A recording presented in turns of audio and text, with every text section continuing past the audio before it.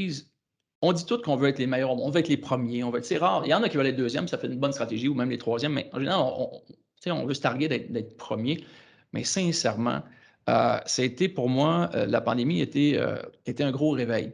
Parce que comme un peu je mentionnais tout à l'heure, c'est que ça a pris ça pour se rendre compte qu'on était capable de travailler à distance. Je le dis, je le redis, c'est gênant. Fait que je me dis, ça, c'est un des 1000 sujets. Ouais. Fait qu'est-ce que ça va me prendre une pandémie sur les 1000 sujets pour me permettre de bouger? Non, mais j'exagère à l'image, Non, mais fait que je me dis, pourquoi on n'a pas fait tout seul avant? Ouais. Qu'est-ce que ça prenait? Et c'est là où, dans les solutions, pour moi, pour être capable de réussir à avancer dans la bonne direction, quand je disais, il y a des opportunités qui s'ouvrent, il faut être les premiers à se lancer. Puis les premiers à se lancer, je disais tantôt, il y a l'élément de la technologie qu'il faut réfléchir à où je peux être, où je devrais être, qu'est-ce qui va exister dans X nombre d'années, puis comment je fais pour être le premier à avancer dans cette direction-là. Il faut créer des boucles avec nos clients, il faut créer des boucles avec nos équipes pour ouvrir les discussions, pour se projeter ensemble. Il n'y a pas juste un président qui réinvente le monde. C'est des équipes ensemble qui vivent dans le quotidien, qui peuvent se projeter.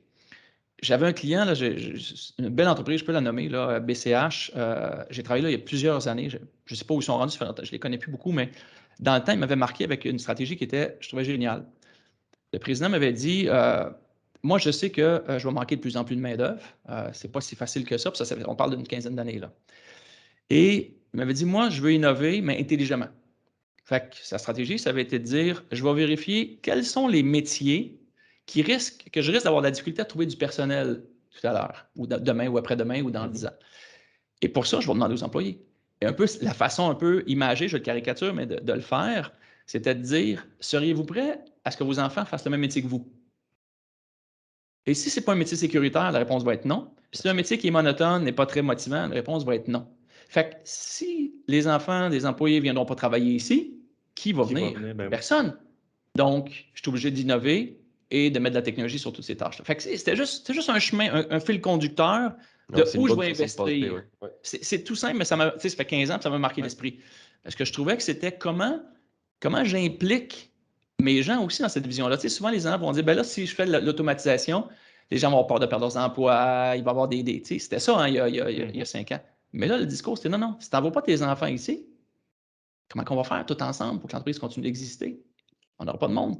Fait qu'avançons ensemble vers ça.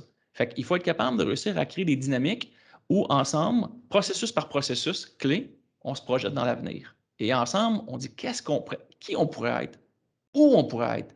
Et là, la technologie devient un bon outil sur l'ensemble des processus critiques de l'organisation. C'est pas fou ce que tu amènes là. Puis il y a 15 ans, puis en 2019, Deloitte a sorti une étude qui disait que d'ici 2030, donc je ne sais pas si ça va raccourcir ou non, mais la moitié des emplois a même pas encore un nom.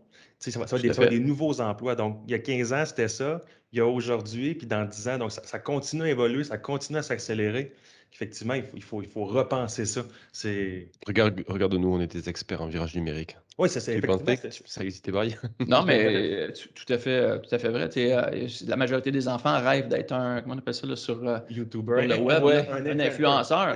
Sacrifice, mon mais Dieu ça, d'affaires. c'est aux États-Unis. Hein. Ouais. En Chine, ils rêvent d'aller sur Mars, sur la Lune. Ah ouais.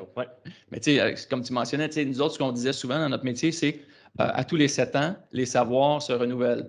Fait que c'est l'image de dire que ce que tu as appris il y a 7 ans, ça ne vaudra plus grand-chose aujourd'hui ou vice-versa dans 7 ans. Fait que c'est un peu la même dynamique.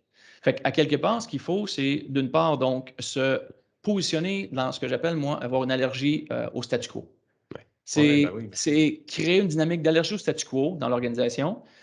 Et 2, créer une dynamique d'implication et de mobilisation des gens en lien avec le virage, l'évolution technologique, pour les impliquer, pour avoir envie de... puis ça l'attire des gens aussi.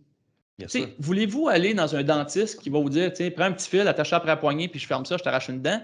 OK, c'est fini, là, ça fait longtemps, là, on est rendu ailleurs. Tu vas avoir un dentiste qui est à jour. C'est là où tu vas vouloir aller avec des nouvelles technologies qui font moins mal, qui sont plus performantes. C'est le même principe des employeurs, des employés qui s'en vont travailler.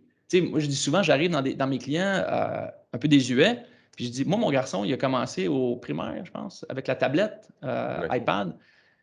Je dis, quand il va arriver chez vous, la première chose que vous allez faire, c'est que vous allez y enlever sa tablette. Il viendra jamais travailler chez vous. C'est quoi cette histoire-là? Il est né avec ça, puis vous y enlevez pour venir travailler. On va dire, c'est quoi, c'est une joke? Fait qu'à un moment donné, il faut avoir des organisations qui sont aussi à jour, qui attirent des gens. Fait que l'innovation est un moyen de performance pour éliminer la non-valeur ajoutée, tous ces éléments-là, mais aussi un moyen d'attirance. C'est un moyen pour aller chercher des talents, aller chercher des gens qui veulent être pour des leaders.